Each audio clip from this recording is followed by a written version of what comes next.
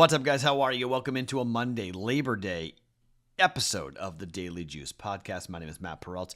You guys can follow me across all of my socials at Sports Talk Matt.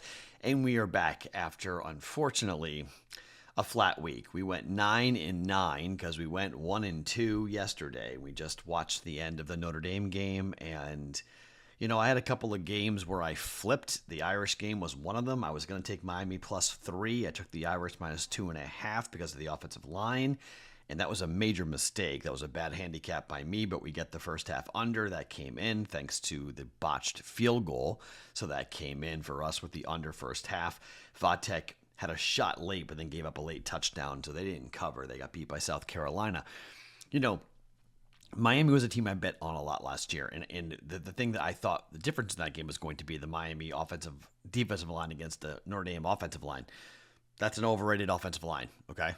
That's an overrated offensive line. The Irish are going to have to fix that, and going into Miami is not going to be easy at all. And with the way that Clemson played in their game against LSU, Miami looks like the best team in the ACC. And I know no one likes Mario Cristobal. I know people think that he's a bad coach, but I mean, you have a veteran quarterback in Carson Beck. You got a couple of really good wide receivers. You got a couple of really good running backs. I mean, that catch that should have been intercepted, that ridiculous, that was the game. I mean, that won the game for Miami, because if that kid doesn't make that catch, that's a pick. If that's a pick, the Irish win, and we probably win the bet. So, sometimes, you got to have guys make plays. Kid made a play. Unbelievable play. That's gambling. So we wound up going 1-2 on the day, down 1.2 units for the day. I think we're slightly down for the week, 0.5 or something. So nothing significant, but 9-9 for the week. So not how we would like it, but it's we've had much worse weeks than that for us. College football not off to a great start for us, but that can be expected because of all. Excuse me.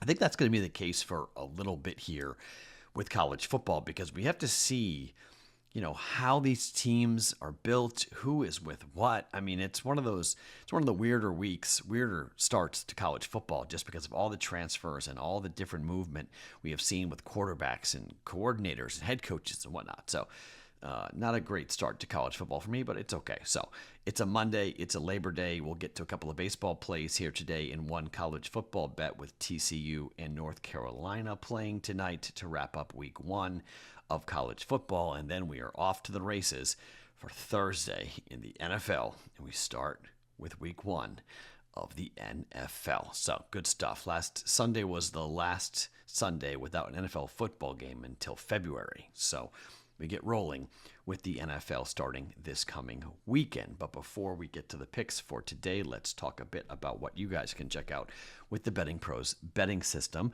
The BettingPros betting system tools are available and are designed to help you find winning strategies and make smarter bets. You can customize your betting systems by sport, by bet type, and time frame to find the best opportunities using real-time data and expert analysis.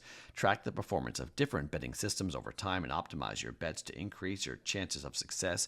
Download the BettingPros app today or go to bettingpros.com/systems to elevate your betting strategy and start making better bets. Be on the lookout this week for the new and improved BettingPros app, an update coming to your App Store and your Google Store for the new look BettingPros app, which will include a lot from the Daily Juice. So we're excited to roll that out here before week 1 of the NFL. Okay, let's start with college football, and let's start with North Carolina and TCU. Okay, I think TCU wins the game.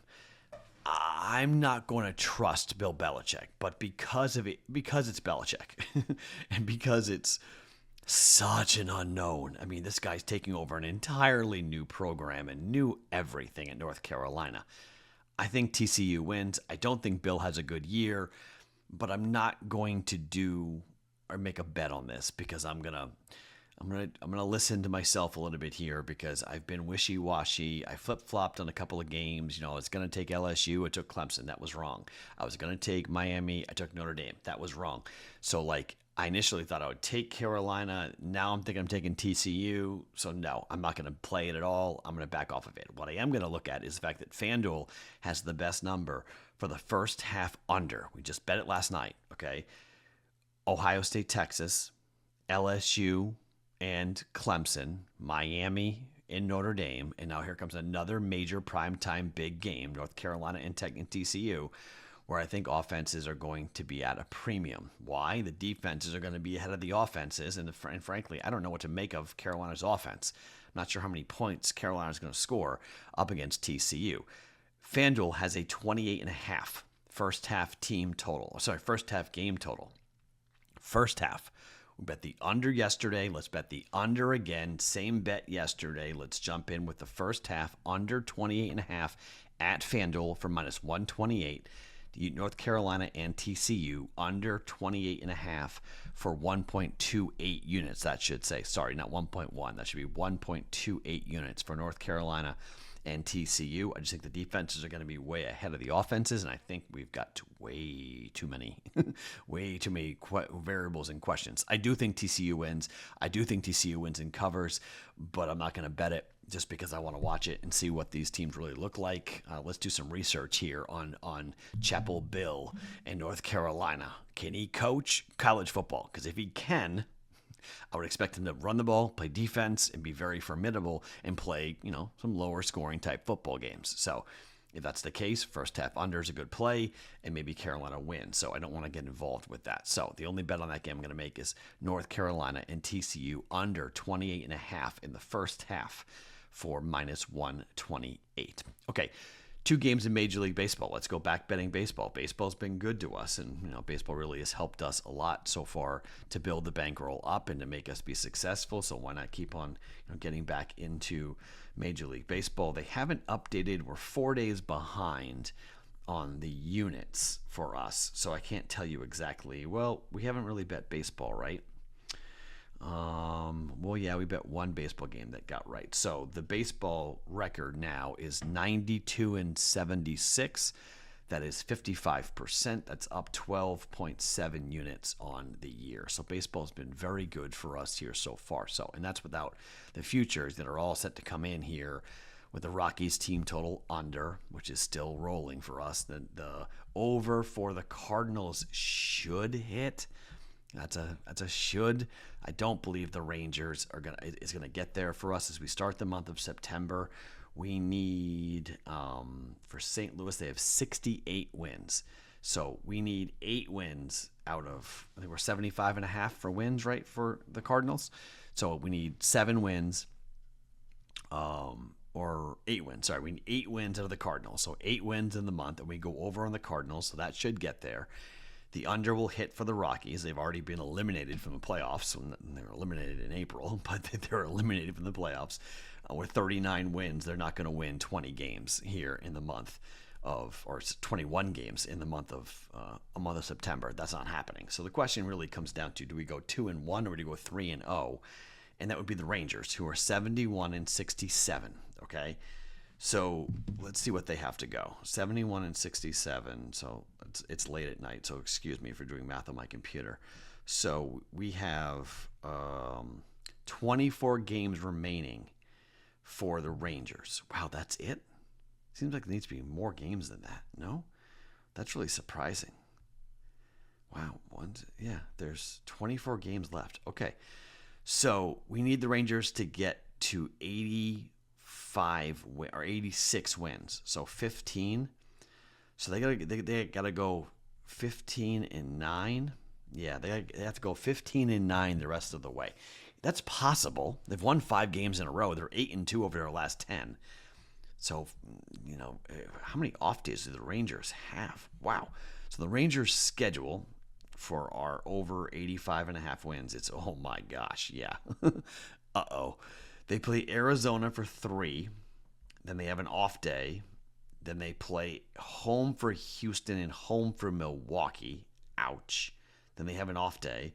Then they play New York for 3, the Mets on the road. Then the Astros on the road. But they end with Miami, Minnesota, and at Cleveland. So their end is not bad. But the middle part of the month of Houston, Milwaukee, the Mets, Houston is not good for us. That's not great. But again, they're hot at the moment. They won 5 games in a row, and they've won 8 of 9.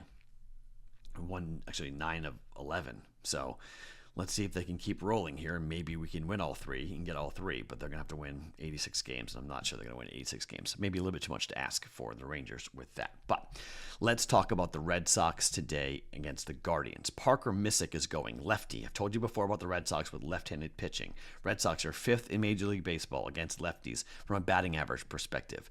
They are 6th in home runs against lefties, and they are number 1 in RBIs against lefties with 205. That is more than the Brewers, who have 197. The Red Sox are facing a lefty in Parker Missick here, and they're throwing Brian Bayo. But here's the thing. It's 160. I don't really want to lay 160 on the Red Sox against the Guardians, but Missick's been very good. 2 starts. He went 7 innings and a 3-0 shutout against Tampa Bay in his last start. 7 innings, no earned runs. It's a 24-year-old left-handed pitcher. In his major league first start this season at Arizona, 3-2 an extra loss.